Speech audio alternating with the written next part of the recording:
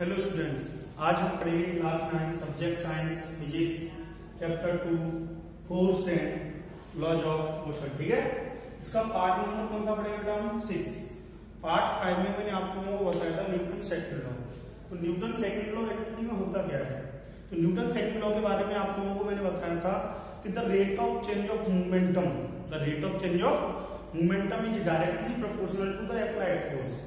The rate of change of momentum is directly proportional to the applied force। तो मैंने बताया था आप लोगों को कि F proportional dp upon dt। ठीक है, जब प्रोपोर्शनली कांस्टेंट हटाया तो मैंने बताया था आप लोगों को delta p upon t delta t बताया था मैंने। ठीक है, p बताया था, t को हटा दिया था। ठीक है, तो F इक्वल टू क्या आया था यहाँ से m v minus k mu upon t। यहां से m कॉमन लेके मैंने क्या किया था? v minus u upon t। v minus u upon t क्या था आपका? a इक्वल टू क्या था? v minus u upon t। a को मैंने यहां पर किया तो f इक्वल टू क्या आया बेटा मेरा? m a। यही आता ना स्टूडेंट्स? तो f equal to m a। a क्या था यहाँ पे? एक्सीलरेशन। m क्या था? Mass of body. f क्या था? जो उस पर अप्लाइड होने वाला फोर्स, इस पर बॉडी पर। इतना आप कर चुके थे लास्ट टाइम पे। ठीक है, तो इससे आगे हम पढ़ना है, इससे आगे उसके क्या थे? एप्लीकेशन। क्या थे? एप्लीकेशन। और मैंने और भी कुछ बताया था आप लोगों को कि रिलेशन क्या बताया था? एफ का, एन का, एफ का, ए का, ए इक्वल टू क्या होता है? F upon M. यहां से मैंने क्या बताया था आपको? F equal to M A, तो ए इक्वल टू क्या होता था? F upon M. ये सब मैंने आपको बता चुका हूं। ठीक है, और यहाँ पे आप देख सकते हो ये वाला है ना, कि मैंने क्या डायरेक्टली कर दिया यहाँ पे? डेल्टा टी कर दिया इसको, और डेल्टा टी आप इसे dt भी कर सकते हो। के की वैल्यू मैंने 1 मान ली थी। यहाँ से एक क्वेश्चन क्या था? f upon m। अगर मैं m को 1 मान लूं तो एक इसकी डायरेक्टली प्रोपोर्शनल हो जाएगा f के। तो ये मैं आपको सब बता चुका हूँ इससे प्रीवियस वीडियो में। ठीक है, तो आज मैं आपको बताने वाला हूँ applications of Newton second law of motion. तो जैसे इसका फर्स्ट एप्लीकेशन क्या है कि जब हम क्रिकेट बॉल को कैचिंग, क्रिकेट बॉल जब हम क्रिकेट बॉल का कैच लेते हैं, जब बॉल होती है, प्लेयर शॉट लगाता है, शॉट लगाने के बाद जब हम कैच लेते हैं तो कैच लेने के अकॉर्डिंग हम अपने हैंड्स को पीछे की तरफ मूव करते हैं। आपने देखा होगा जब प्लेयर शॉट खेलता है तो कैच होता है, आप मैच देखते होंगे तो क्रिकेट मैच में अगर आपने देखा हो तो अगर फील्डर होता है ना, वो गेंद को क्या करता है? बॉल को पीछे की तरफ लेकर क्या करता है? कैच लेता है।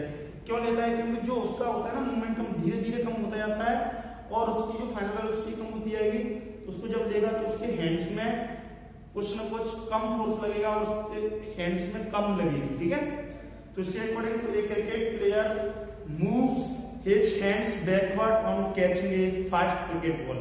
तो फास्ट क्रिकेट बॉल आती है तो उसको पीछे की तरफ क्या करता है? मूव करता है। सेकंड है एक case of A high jumper. अब हाई जंपर होता है, जंपर होता है बेटा, तो वो क्या करता है? जब जंप करते समय, जंप करने के बाद आगे की तरफ भागता है। ठीक है, तो during athlete meet a high jumping athlete is provided either a ओजन और ए हेल्प ऑफ सैंड। किसकी रहता है बेटा? वो सैंड की करता है, heap of sand on the ground to fall upon. Okay, ground से ऊपर गिरने की वजह से, उससे लगने की वजह से क्या करता है? मूव करने के बाद आगे की तरफ मूव करने की कोशिश करता है। ऐसे जंप किया, जंप करने के बाद आगे की तरफ मोशन करने की कोशिश करेगा। तो मैं आपको इससे बताता हूँ, आप कोशिश करो।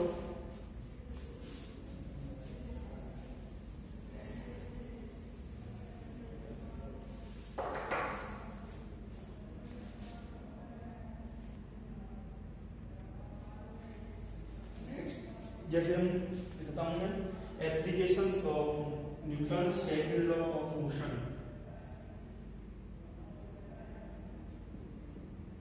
Applications of Newton second law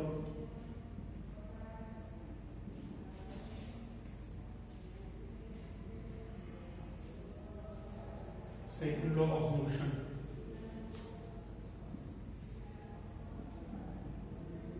second law of motion. तो एप्लीकेशन क्या होते हैं? इधर देखें बेटा, तो नंबर फर्स्ट होता है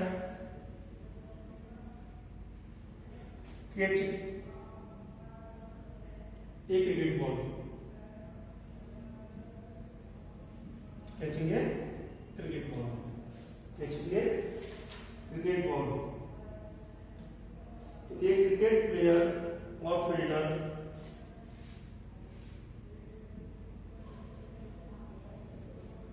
एक क्रिकेट प्लेयर और फील्डर, एक क्रिकेट प्लेयर और fielder moves his hands, moves his hand backwards, hands backwards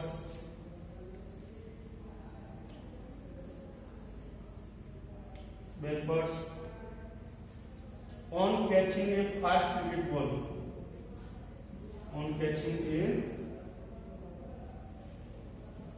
fast cricket ball। ठीक है, मैंने बताया था उसका लार्ज मोमेंटम होता है, तो ये पीछे करते जाएगा तो उसका मोमेंटम क्या हो जाएगा, कम।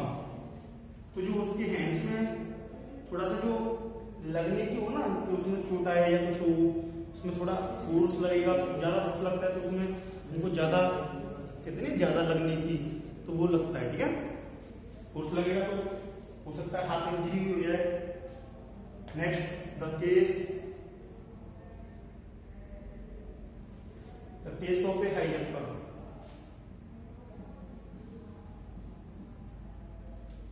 Case of A high jumper.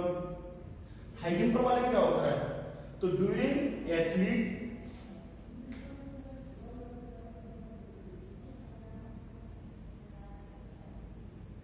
during athletics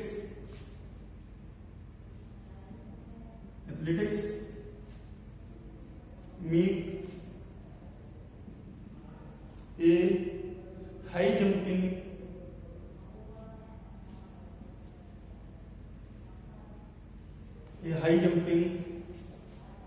athlete is provided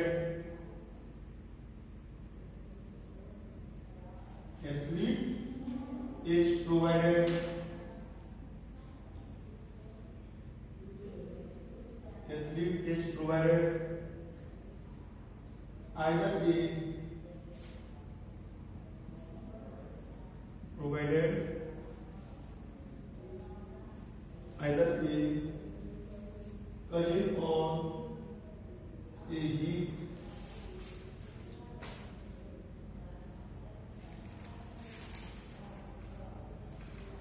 cousin or a heap of sand on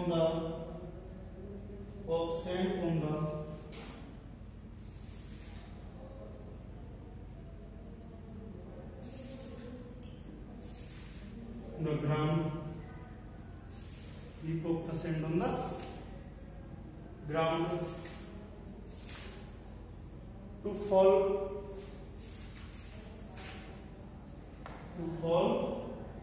upon। ठीक है, गिरने के बाद क्या करता है, ऊपर की तरफ थोड़ा भी उठने की कोशिश करता है, क्योंकि अगर गिरेगा जंप करने के बाद तो उसके बैक में थोड़ी लगने की दिक्कत आएगी। ठीक है, अब हम इसके क्वेश्चन लगाते हैं, क्वेश्चन कुछ न्यूटन सेकंड लॉ के क्वेश्चन करते हैं ट्राई। ओके, तो आप ये नोट कीजिए बेटा, क्वेश्चन लगाते हैं। तो आपका फर्स्ट क्वेश्चन मैं आपको बताता हूं, नोट कर लिया आपने।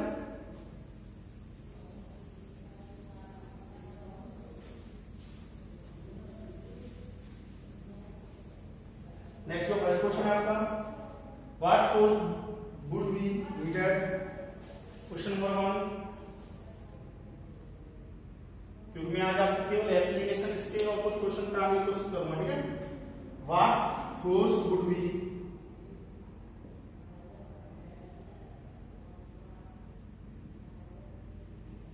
Needed, what force would be needed to produce an expression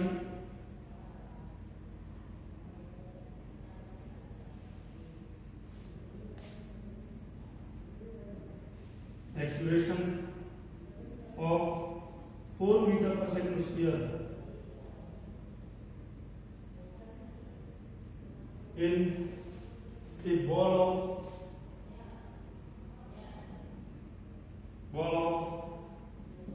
6 kg, ball of 6 kg। तो आपको क्या करना है, इसमें फोर्स निकालना है। तो आपको सबसे पहले क्वेश्चन क्या रखा है, आप इसको लिखो, सॉल्यूशन तो बाद में करेंगे। What force would be needed, आपको कितना फोर्स चाहिए टू प्रोड्यूस ए एक्सीलरेशन, किसी बॉडी में एक्सीलरेशन कितना है आपको 4 metre per second square in A ball of 6 kg। 6 kg की बॉल में अगर मैं 4 मीटर पर सेकंड स्क्वायर का एक्सीलरेशन लगाता हूं तो उसके लिए कितना फोर्स जनरेट होगा या क्रिएट होगा, ठीक है, कितना फोर्स चाहिए। तो मैं आपको लिखता हूं एक्सीलरेशन कितना है आपका, एक्सीलरेशन स्टूडेंट्स, एक्सीलरेशन है आपका 4 metre per second square. Question में एक्सीलरेशन दे रखा है आपको 4 metre per second square and mass of body या मास ऑफ बॉल कितना है, मास ऑफ बॉल है बेटा 6 kg, कितना है 6 kg। आपको क्या पूछा है, फोर्स, क्या पूछा है आपको, फोर्स। तो फोर्स इक्वल टू क्या होता है, मास इनटू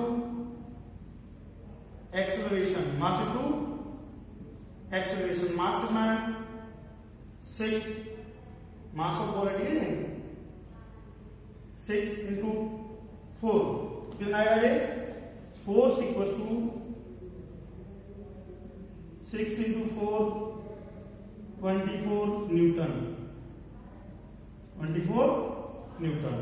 तो जो मास सॉरी फोर्स आया आपका कितना है 24 न्यूटन। नेक्स्ट, तो सेकंड एग्जांपल है, आप इसको नोट कीजिए बेटा पहले।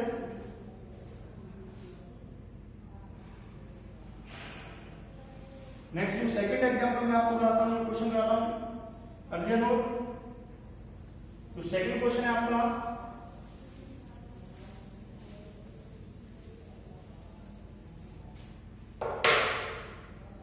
Question number second,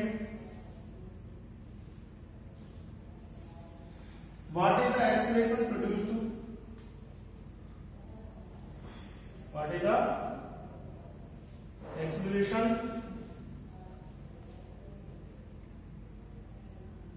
what is the acceleration produced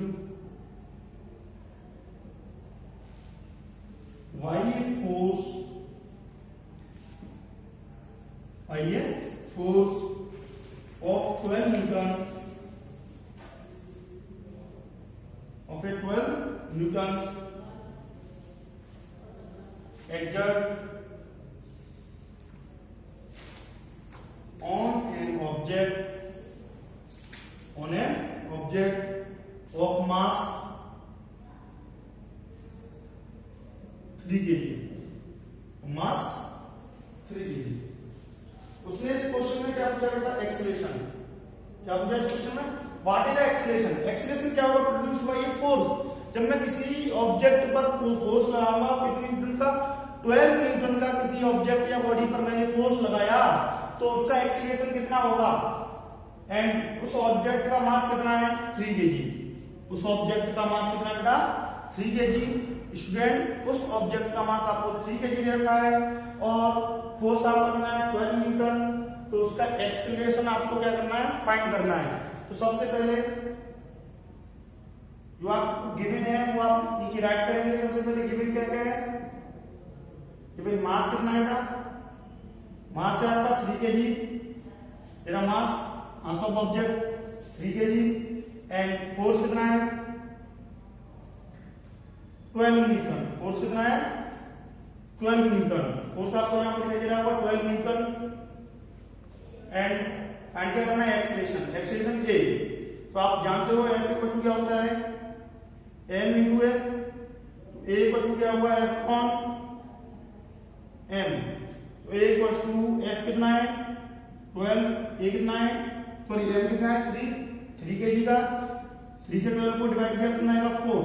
जो आंसर आया वो कितना है 4 metre per second square, 4 metre per second square क्या है इसका एक्सेलरेशन। ओके, नेक्स्ट क्वेश्चन हम देखते हैं।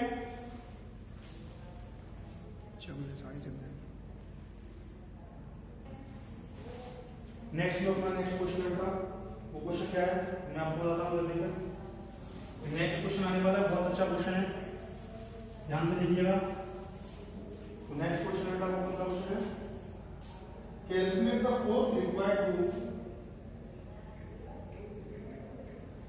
question number 3 calculate the force required to calculate the force required to impart to a car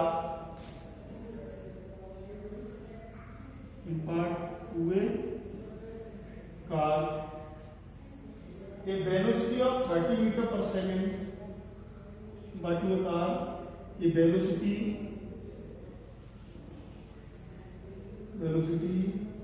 of 30 meter per second velocity of 30 meter per second in 10 seconds starting from rest.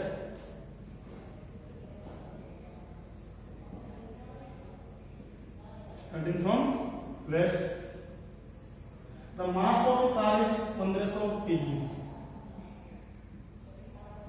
The mass of the car is 1500 kg. 1500 kg. चलो solution देखिए। सबसे पहले इसने क्या कहा है कि अगर calculate the force required to the impart to a car a velocity of 30 metre per second in 10 second starting from rest, तो उसकी जाहिर सी बात है आप लोगों को पता होगा इनिशियल वेलोसिटी क्या होगी 0, फाइनल वेलोसिटी कितनी होगी बेटा 30। रेस्ट से स्टार्ट हुई कोई बॉडी या कार तो उसकी रेस्ट में स्टार्टिंग में कितनी वेलोसिटी होगी 0, तो इनिशियल वेलोसिटी को रिप्रेजेंट करते हैं u से, तो u इक्वल टू कितना होगा 0 और फाइनल वेलोसिटी कितनी हो गई 30 मीटर पर सेकंड, तो v इक्वल टू कितना होगा 30 मीटर पर सेकंड। टाइम कितना लग रहा है उसमें, कितना टाइम लगेगा 10 सेकंड। यहां तक समझ आता है। नेक्स्ट बॉडी का मास कितना है, कार का मास कितना है 1500 kg। फाइंड क्या करना है आप लोगों को फोर्स, तो सबसे पहले तो हमें एक्सीलरेशन चाहिए क्योंकि फोर्स का फॉर्मूला होता है इक्वल टू m × a। तो मुझे सबसे पहले मास दे रखा है, एक्सीलरेशन चाहिए, तो एक्सीलरेशन निकालने के लिए न्यूटन की फर्स्ट लॉ जो मैंने बताई थी मोशन फर्स्ट लॉ, तो v equal to u plus 80। v कितना है 30, u 0, a कितना a, t 10, तो a × 10 equal to 30, a equal to 30 upon 10, 3 metre per second square. a equal to कितना है 3 मीटर पर सेकंड स्क्वायर। तो f equal to क्या हो जाएगा ma, m कितना है 1500, a कितना है 3, 4500 न्यूटन। फोर्स कितना आया 4500 न्यूटन। आपको कोई इसमें प्रॉब्लम, ठीक है, यहां से ये निकला, फिर इस वाले फॉर्मूले में रखा है m कितना है 1500 kg, a कितना है आपका 3 मल्टीप्लिकेशन करेंगे तो 4500। ओके, नेक्स्ट वीडियो में स्टूडेंट्स हम पढ़ेंगे न्यूटन थर्ड लॉ। आज के लिए इतना ही। Thank you, have a nice day.